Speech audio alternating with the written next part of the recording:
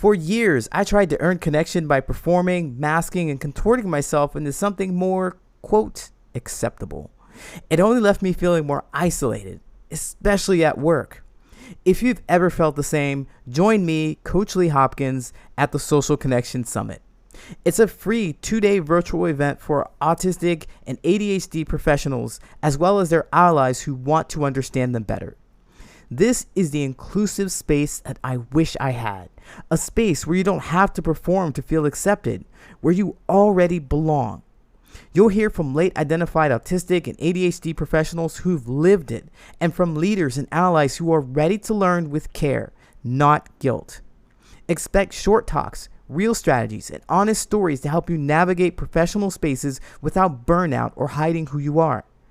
There will be giveaways, bonus gifts for those who invite friends, and full access to replays, so you don't need to attend live to benefit. And when you sign up, you'll get 20% off all Adulting with Autism merchandise, shirts, mugs, stickers, and more. But you better hurry because this special offer is only available for the first 30 people. Grab your free ticket at socialconnectionsummit.com and we'll see you there.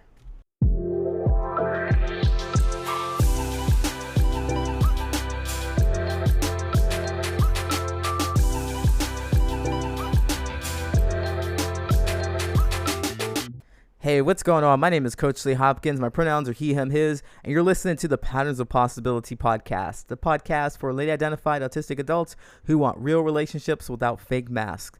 Let's talk connection, clarity, and showing up as your authentic self. Now, this episode is for those of us who spiral over something that seems so simple to others, like bringing food to a gathering. Because for us, it is not just bringing a dish. It's a social test, and we're trying to pass. And of course, the rules aren't written anywhere. We don't know exactly what to do, what to say, how to show up, when to give the gift, what to give. It's exhausting. And so not having all of that stuff laid out for you is a challenge. And I get it because I've been there and I've done that. So let's talk about some of these experiences that I've had and what I've done to feel better in these spaces, feel more like I can be comfortable in these spaces. Because at the end of the day, the goal really is to learn who you are and what is comfortable for you. And if after you going to potlucks or you trying some of the things that I shared with you, you never ever want to go to a potluck ever again, then cool. That's great. You never have to. And these are the reasons why. But the one thing that you really do not want to have happen to you is wish that you could do something, never, ever, ever try it, and then continue wishing that you could do something. So let's talk about this. First of all, there are these unspoken rules that any social situation seems to have for us autistic people. There are rules that people just get, like others understand the culture, the way things are supposed to be, and they never ever have to point out the obvious or say it out loud or ask for a clear vocal declaration of what needs to be done in the space. They just nod their heads, they smile, and they keep it moving because they know exactly what's supposed to happen here. I always miss those cues. Well, I quite often missed those cues, right? I'm like, I won't say always now because I can catch some of them. But holy moly, when I first got invited to a dear friend's potluck, I must have been in my late 20s, early 30s when I got into this. And it wasn't even quite a potluck. It was more so a Thanksgiving dinner. So it's like a potluck. Okay, people brought stuff and I was invited to bring some kind of dish. And I honestly, in my early 30s, late 20s, early 30s, I was like, I don't know what to bring. He just invited me over and I thought, do I need to bring something? I guess I need to bring something. And all they said to do is bring a vegetable. Bring a vegetable. They gave me so much runway. And back then, I had no idea that I was autistic or would think so much into this. I thought, just grab something. Corn? No. Carrots? No. They're so generic. I don't know. What should I bring? And I ended up grabbing some spinach. So I got some. I tell you what, I have no idea about cooking for myself, no idea about cooking for other people. I had the internet at my disposal, but everything seemed so complicated. I didn't know what to make. So what I did was I grabbed a bag of spinach. You know, this Popeye spinach that's about $3.50 or something like that for a bag. I grabbed one of those, and there was. I'm laughing because, in hindsight, wow, how silly. But I grabbed one bag of those, and I think there was for 8 people. And guess I just kind of heated them up, put a little bit of seasoning in them, and I brought them. I brought them to this Thanksgiving. And it was just small. It was like a very small portion. I really had no idea how much it would cook down. I had no idea if I was doing the right thing. I just knew that I really wanted to try. I wanted to try. And what got me to this potluck or this dinner was that I really believed in my friend. I really believed that they wanted me there, and I just couldn't mess it up. Because I'd ask them, what should I bring? And they're just like, a vegetable. Anything you bring is just fine. You sure? Anything you bring is just fine. You sure? Because I don't know what to bring. Could you tell me? It would have just been less anxiety producing if they could have just told me exactly what to do. Because then I would know if I'm getting it right. And all I wanted to do was get it exactly right so that I could be accepted and appreciated and hailed for the beautiful dish that I brought, instead of full of anxiety, worried about how people liked it or if they didn't, and exiled and worrying about embarrassing my friend who brought me over. All those things. I really didn't know how to vocalize it. I really didn't know that was the panic that was going on inside of me. But I brought this dish, and we ate, and it was kind of noticed that nobody really touched my spinach. Nobody touched it except for my friend. He was like, you know what? I'm going to grab some of this. He grabbed some of it and he ate it. And he said, thank you for bringing it. And I was like, yeah. And on the inside, I was like, yeah. On the outside, I felt like everybody just really had something else that they wanted to eat more, and they really didn't want green vegetables because it was healthy. I told myself all kinds of stuff. But I certainly felt like I didn't fit in. And I never wanted to do that again. Not with them. I didn't want to do that again. I didn't want to bring anything. I didn't want to cook anything. I never want to do that again. But the point is that I went for it and I tried. I went and I tried this thing. And although I felt overwhelmed, I was really grateful for the friend that said something to me and noticed me. And those are the kind of moments that I think help us shape the kind of relationships that we want to have with others. So about going to this potluck, about doing these scary things where there is no social rule. It's unspoken rules galore. And when you're unsure about these rules, what you can do is ask for clarification, especially from the host or the person who invited you.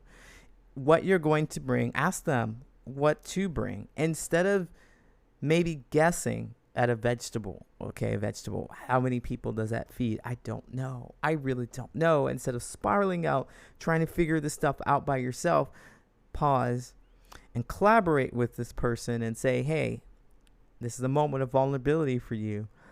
I am really unsure about bringing stuff to these kinds of events. I don't know what to bring, what is appropriate. Is there a theme? What's too much? What's not enough? Can you tell me? I don't need apps. I don't need guidance. I would actually prefer if you told me just to bring XYZ, just to bring a pound of fried chicken. I don't know. Just tell me what it is that you want me to bring so that I don't feel so anxious about doing the wrong thing. Can you do that for me, person who's organizing this?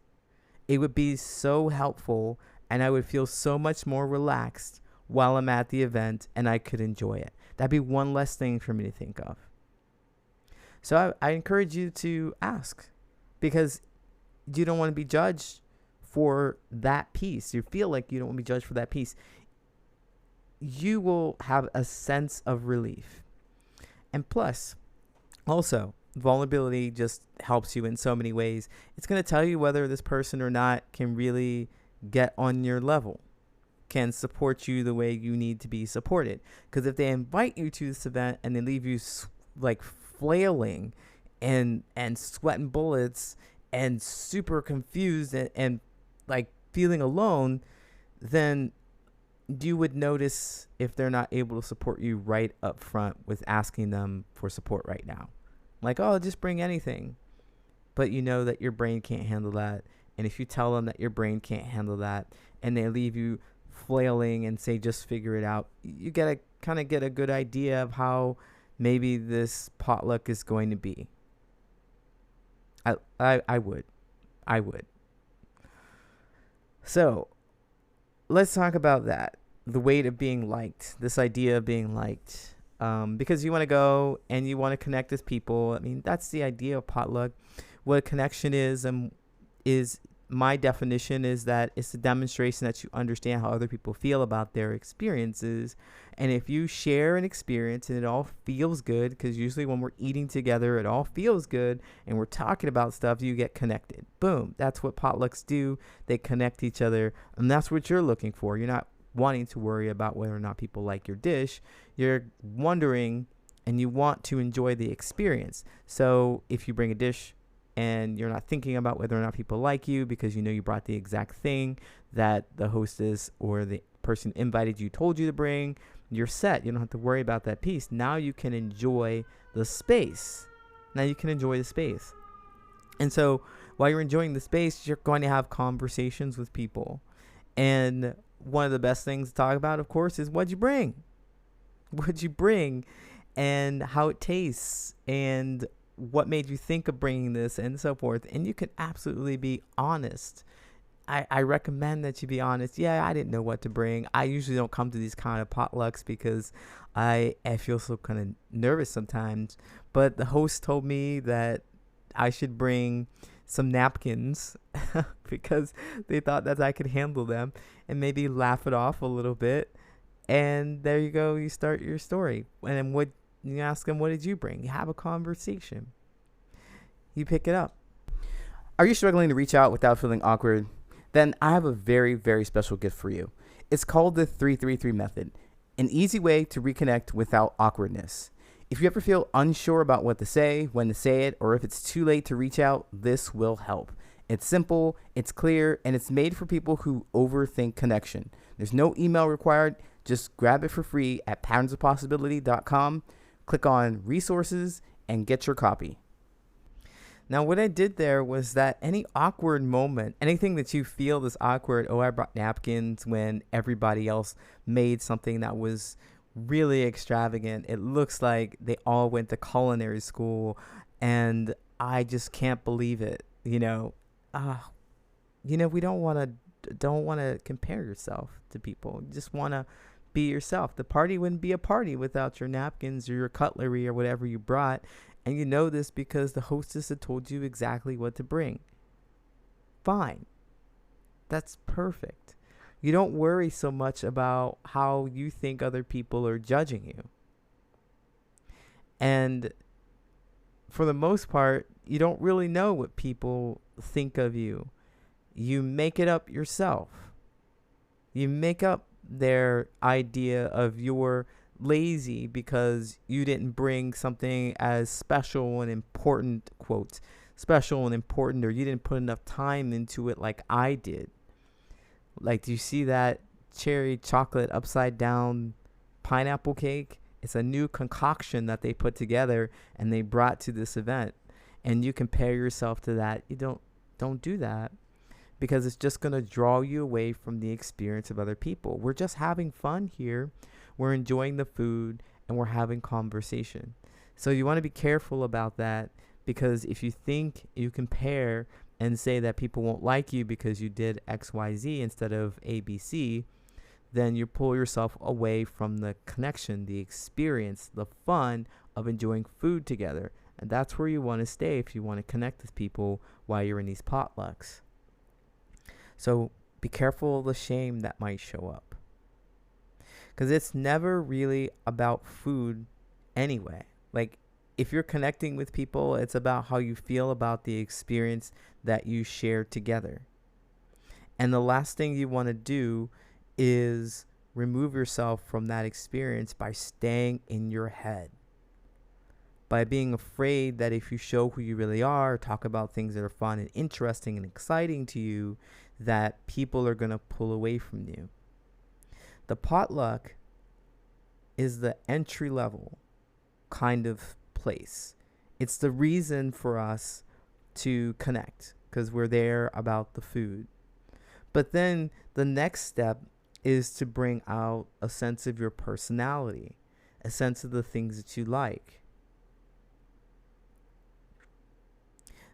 That fear of being visible, a lot of us don't want to be seen.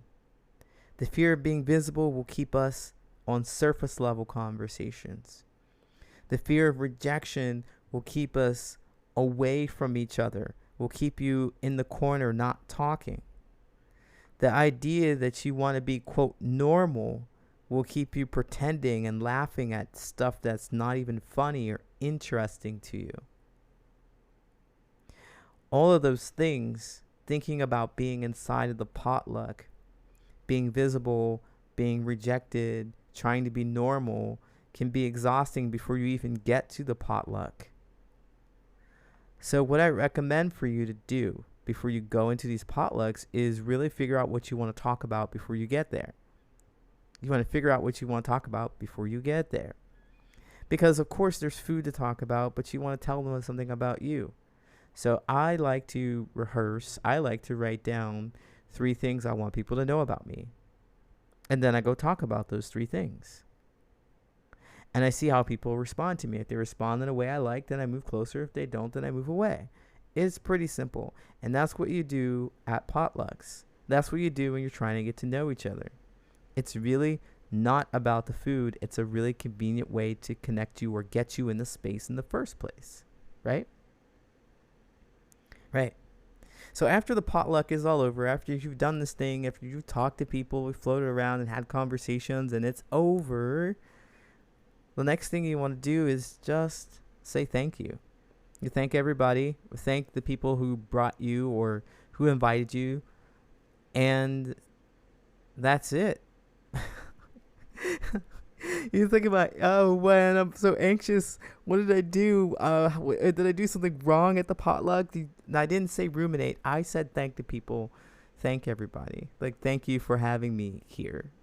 Don't ruminate about the things that you think you could have done or would have done such and such better. Ruminating is when you get stuck in your head and you think about how you could have gone back in time to change that event. You can't go back in time to change that event. You can, however, reflect on the experiences that you've had and talk about or note that you would do it differently. That's it. And that could be the end of the reflection. If you note how you can do it differently when you know the experience that you've had, you want to change that experience. But if you ruminate and you keep thinking, oh, I shouldn't have done this. I shouldn't have said that to John. I shouldn't have brought that. I told him his cake was terrible and he put so much time into it. I didn't even know. I didn't know it was his cake. Oh, so wrong. And you ruminate and you just wish you can go back in time. But in the future, you know better than to say something about, or say something that's not positive, or something that you feel like you may regret about someone's food before finding out who it is that made it. So you're not talking directly to the person and dishing their dish, right? So that then you know. Do you just know going forward, and you do not ruminate on that one experience that you've had. So before the event, let's recap. Before the event, what you want to do is make sure you know exactly what you're going to do, and you're going to get it. Don't go back. You're going to do that thing. You're not going to switch. When you go to the event, you want to pick 3 things to talk about, because the potluck is just an excuse to get you there, but you really want to reveal more of yourself while you're there. So 3 things that you like about yourself you want to talk about. And then the third thing is that you reflect on the experience. You thank everybody, and then you reflect on the experience. What would you do to enhance the situation? What would you do that will make it more fun for next time? And that's it. And so going to potlucks, I know this podcast and it sounds super duper easy, but I'm here to support you if you need that. If you need to listen to this podcast again, or if you need to have a conversation with me, do it, because gathering together is really a great way to connect with other people. But you don't have to perform, and you don't have to measure your worth. Just remember that it's okay to ask for clarity. It's okay to bring a bag of chips if that's what you got. It's okay to be someone who really just shows up as they are. And if that space doesn't welcome you, then you have learned that that's not the space you want to be in.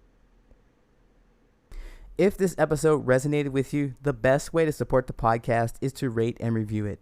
Your words will help other late diagnosed autistic adults find this space to know that they're not alone. Just a few seconds from you can open up the door for someone else to feel seen.